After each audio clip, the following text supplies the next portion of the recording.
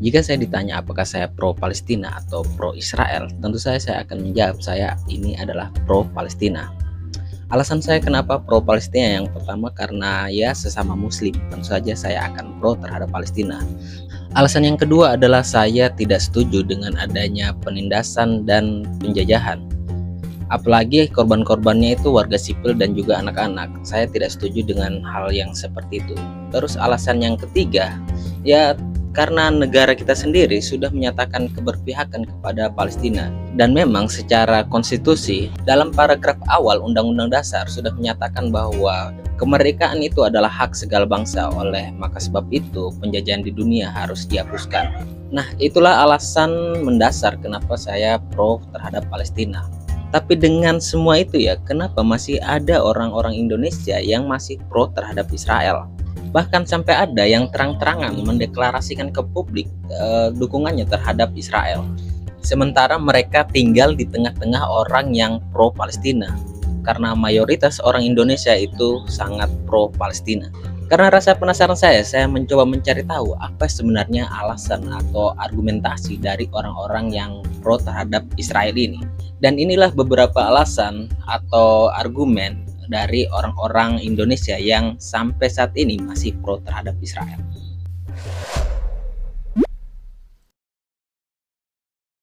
Alasan yang pertama atau argumen yang pertama adalah konflik Israel dan Palestina bukanlah penjajahan. Menurut pandangan orang-orang yang pro Israel, kedatangan orang-orang Yahudi ke tanah Palestina itu bukanlah sebuah penjajahan. Karena waktu itu Palestina itu belumlah menjadi sebuah negara. Karena daerah itu masih di bawah kekuasaan Inggris. Nah, orang-orang Yahudi yang datang ke tanah Palestina adalah hasil kesepakatan dari orang-orang Yahudi Eropa dan pemerintahan Inggris, yang dimana waktu itu daerah Palestina ini adalah daerah kekuasaan Inggris. Ya, tapi kan ketika negara Palestina ini dibagi menjadi wilayah Israel dan wilayah Palestina oleh PBB, sampai dengan hari ini wilayah Israel itu semakin meluas, tidak sesuai dengan kesepakatan yang dibagi oleh PBB waktu itu. Nah, sanggahan orang-orang yang pro Israel, bertambahnya luasnya wilayah Israel ini bukanlah hasil dari penjajahan terhadap orang-orang Palestina, tetapi hasil dari memenangkan perang-perang yang dilakukan oleh negara-negara Arab yang lain. Yang dimulai perangnya itu ketika negara Israel mendeklarasikan berdirinya negara mereka di tahun 1948. Nah, ketika negara-negara Arab menyerang dan berhasil dikalahkan oleh Israel, tanah-tanah yang dikuasai oleh negara-negara Arab ini akhirnya bisa diklaim dan dikuasai oleh Israel. Jadi inilah yang menyebabkan wilayah Israel saat ini begitu luas, tidak sesuai dengan kesepakatan yang dibagi oleh PBB pada waktu itu. Itu argumen mereka. Yang alasan kedua adalah Israel itu bukan berperang terhadap Palestina, tetapi memerangi kelompok-kelompok teroris yang dalam hal ini adalah Hamas. Ya, ini adalah narasi-narasi yang dibuat oleh media-media barat yang pro terhadap Israel. Nah, inilah alasan yang paling sering digunakan oleh orang-orang yang pro Israel yang di Indonesia ini. Padahal ini adalah narasi atau propaganda yang dibuat oleh media-media di negara barat, yang tentu saja negara barat yang pro terhadap Israel. Padahal menurut warga Palestina, Hamas merupakan pahlawan yang berusaha untuk membebaskan tanah Palestina ini dari penjajahan orang-orang Israel. Terus alasan yang ketiga, ini yang paling umum di Indonesia, adalah alasan yang didasari atas ketidaksukaan dari umat muslim itu sendiri atau umat Islam itu sendiri. Ini alasan yang paling umum saya temukan di Indonesia atau di orang-orang di sekitar saya. Mereka tidak mengetahui detail masalahnya, mereka tidak tahu sejarahnya, tapi pro saja terhadap Israel, begitu saja adanya. Argumen atau alasan ini hanya didasari atas ketidaksukaan terhadap orang-orang Islam atau agama Islam itu sendiri. Karena mereka berpandangan jika adanya konflik atau adanya pertikaian yang melibatkan orang-orang muslim, itu sudah pasti yang memulai adalah orang muslim. Karena di dalam pandangan mereka, orang-orang muslim atau Islam itu adalah orang-orang yang memang intoleran, senang kekerasan, senang peperangan, dan hal-hal yang semacam itu.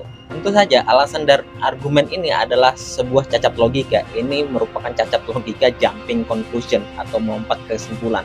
Mereka memahami umat Islam itu umat yang penuh kekerasan dan intoleransi. Maka dari itu, semua konflik yang terjadi yang melibatkan umat Islam sudah pasti umat Islam lah yang bersalah dalam hal itu. Padahal pemahaman mereka merupakan hanya sebuah asumsi, dan berdasarkan asumsi itu mereka mengabaikan variabel-variabel yang lainnya. Saya bisa maklumi kenapa mereka bisa memandang Islam sangat keras atau Islam sangat intoleran. Konflik-konflik itu dimulai oleh orang-orang Islam.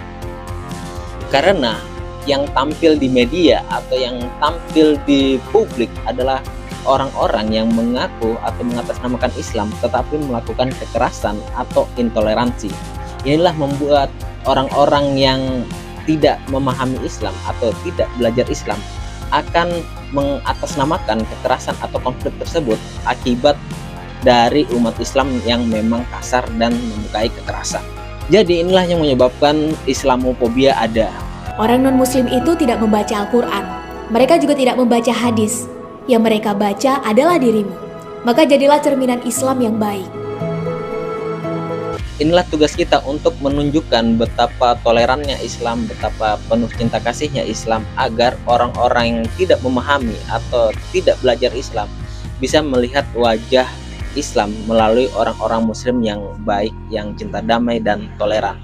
Inilah 3 alasan yang umum saya temukan di media internet ataupun di orang-orang di sekitar saya. Tapi saya tidak akan mendebat atau saya tidak punya kapasitas untuk mendebat argumen atau alasan mereka. Masih banyak orang yang mumpuni untuk mendebat argumen-argumen mereka ini. Tapi yang saya tekankan di sini adalah jika memang kamu pro terhadap Israel, pro terhadap Zionis Yahudi, sebaiknya tidak usah dideklarasikan atau diungkapkan di publik. Ya, walaupun negara kita menjamin kebebasan berpendapat, tetapi negara tidak bisa menjamin 24 jam dari tindakan-tindakan anarkis yang berbeda pandangan dari kamu. Jika kamu pro terhadap Israel, walaupun saya tidak setuju, tapi ya itu terserah kamu. Itu adalah pikiran dan keputusan yang kamu ambil sendiri. Tapi paling tidak jangan ungkapkan itu di ranah publik. Ini untuk menghindari gesekan-gesekan terhadap orang-orang yang berbeda pandangan dengan kamu. Apalagi di Indonesia ini mayoritas pro terhadap Palestina. Belum lagi hal-hal yang semacam ini, gesekan-gesekan yang semacam ini bisa dimasuki atau disusupi oleh provokator-provokator yang ingin memecah belah bangsa ini. Saya melihat konflik di sana, terus anak kecil terluka atau bahkan sampai menjadi korban jiwa, itu rasanya ngilu. Jangan sampai konflik yang sudah ada di sana sampai terbawa-bawa ke sini atau merembet sampai ke sini cuma gara-gara berbeda pandangan atau berbeda perspektif. Jadi sekali lagi saya tekankan bahwa jika kamu pro Israel ya silakan saja, itu hak kamu. Tapi jangan sampai atau minimal tidak usah di publik atau tidak usah dideklarasikan di media internet, karena itu bisa mengakibatkan atau berpotensi memunculkan gesekan-gesekan terhadap orang yang berbeda pandangan lainnya. Atau juga tidak ada untungnya juga mendeklarasikan Israel di sini, karena negara kita sendiri juga sudah menyatakan sikap pro terhadap Palestina. Oke, sekian saja video kali ini. Terima kasih sudah menyimak dan tetaplah damai Indonesia. Apalagi kita menjelang pemilu 2024, jadi tetap jaga keamanan. Dadah.